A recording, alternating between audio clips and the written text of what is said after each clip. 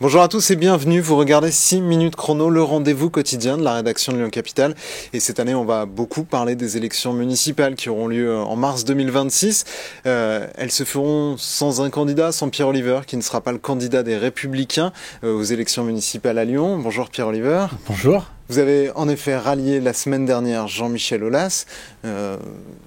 Vous aviez en tête depuis quand ce ralliement, le fait que vous ne pourriez pas être le candidat des Républicains, alors que vous étiez déclaré candidat, vous étiez lancé, vous aviez annoncé vous préparer depuis 5 ans. À partir de quel moment vous avez compris que votre tour n'était pas venu ? Disons que là j'ai fait 6 mois de campagne depuis justement le mois de mars, et à la rencontre des Lyonnais, je me suis rendu compte que tout le monde nous demandait une seule chose, l'union et l'entente de tous les blocs d'opposition, de telle sorte à ce qu'on puisse tourner la page de cette mauvaise expérience écologiste. Et je pense que il faut savoir, des fois, prendre des décisions qui consistent à se ranger, se mettre numéro 2, de telle sorte à ce qu'on puisse créer les conditions de cette alternance. C'est ce que j'ai décidé de faire parce que je crois qu'on a une opportunité immense de pouvoir gagner Lyon avec Jean-Michel Aulas, et donc c'est pour ça que j'ai pris cette décision. Qu'est-ce que vous partagez ? Qu'est-ce qui vous différencie avec Jean-Michel Aulas ?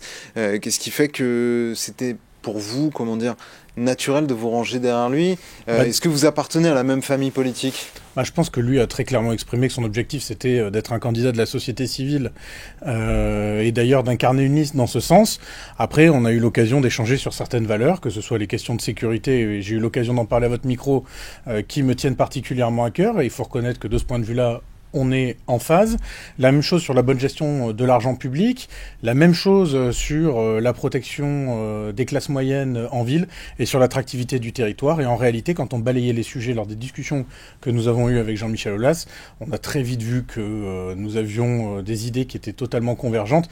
Et d'ailleurs, sur un plan municipal, des fois, il y a bon nombre de sujets où, quelle que soit l'étiquette politique, on est en mesure d'être d'accord. Oui, dans une ville, on considère que 90% des dossiers sont votés à l'unanimité. En tout cas, c'est largement le cas sur la vision que Jean-Michel Aulas et moi pouvons avoir. Et donc, de ce point de vue-là, il est quand même plus intelligent d'avoir une seule liste que d'en avoir deux et de laisser une nouvelle fois repasser l'extrême gauche. Est-ce que pour vous, Jean-Michel Aulas est un homme de droite ? Écoutez, ça c'est à lui de le dire. Moi, je pense que lui, quand on a eu l'occasion de justement faire l'annonce de l'association de la liste que je voulais incarner et de la sienne, il a très clairement expliqué que pour lui, son projet pour Lyon, c'était d'avoir une liste qui rassemblait du centre-gauche à la droite. Il s'avère que moi, je suis plutôt parti de la droite républicaine, ça vous a pas échappé, et donc du point de vue municipal, on a exactement les mêmes convictions, donc de ce point de vue-là, je suis convaincu que Jean-Michel Aulas est le bon candidat pour pouvoir nous représenter. Il parle d'une alliance qui va du centre-gauche à la droite. Pour l'instant, il y a la droite, il y a le centre-droit, il n'y a pas de centre-gauche. Écoutez, vous aurez l'occasion de le voir, à mon avis, dans les prochaines semaines. En tout cas, je sais que des discussions avancent dans ce sens avec différentes organisations politiques ou différents représentants. Après, encore une fois, l'objectif est aussi d'avoir une identité société civile. Et donc, de ce point de vue-là, soyez rassurés, vous allez avoir de très belles annonces dans les prochaines semaines, et il a eu l'occasion de le dire. Quand il se présente en candidat sans étiquette, est-ce qu'on peut se revendiquer sans étiquette quand on est soutenu par Horizon, par Renaissance, par les Républicains? Ça ressemble plus au candidat du bloc, du socle commun, qui a longtemps accompagné feu Michel Barnier et François Bayrou. Écoutez, encore une fois, à l'échelon local, je pense qu'on essaye toujours de comparer la politique nationale et la politique locale. Il faut reconnaître une chose, c'est que là, nous avons une personne qui a été en mesure de fédérer bon nombre d'acteurs qui ne se seraient probablement pas fédérés s'il n'avait pas été là.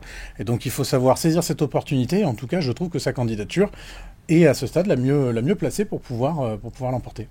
Sachant qu'il a pour l'instant pas dit grand-chose sur le fond, et que les rares fois où il a pu aller sur le fond, notamment vous étiez en désaccord avec lui. C'est ce qui peut aussi paraître surprenant, puisqu'il y avait cette proposition sur la gratuité des transports en commun, où tous ses partenaires ont dit non mais ça c'est une très mauvaise idée.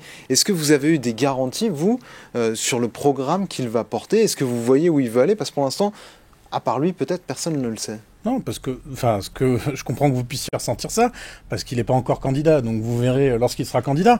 Mais à ce stade, moi, toutes les discussions que j'ai pu avoir, notamment dans la phase des négociations que nous avons eues, juin, juillet, août, très clairement, on a pu voir qu'on était en phase. Donc, de ce point de vue-là, moi, je n'ai aucun doute sur le fait que le projet de Jean-Michel Aulas demain sera pour redonner de la splendeur à Lyon, redonner de l'attractivité, redévelopper notre territoire. Et pardon, c'est un clivage énorme que l'on a avec l'extrême gauche écologiste qui est aujourd'hui au pouvoir à Lyon.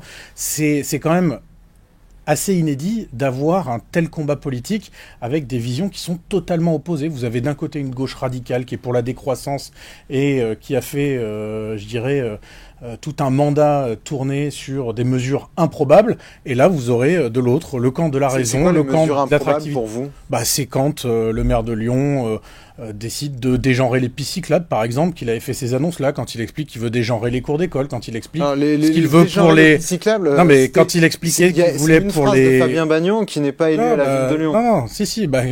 Moi, j'ai eu l'occasion d'en parler en direct avec le maire. Je peux vous assurer que c'est dans leur programme politique. Quand ils vous expliquent qu'ils veulent interdire le jus d'orange dans les menus, quand ils vous expliquent qu'ils ne veulent plus de saumon dans les buffets. Enfin, vous voyez, c'est une gauche extrême qui finalement est plus dans la polémique que réellement dans la bonne gestion de la collectivité. Et donc, de ce point de vue-là, c'est sûr qu'il va y avoir deux visions opposées. Et en tout cas, le débat qui s'ouvre va être particulièrement intéressant de ce point de vue-là.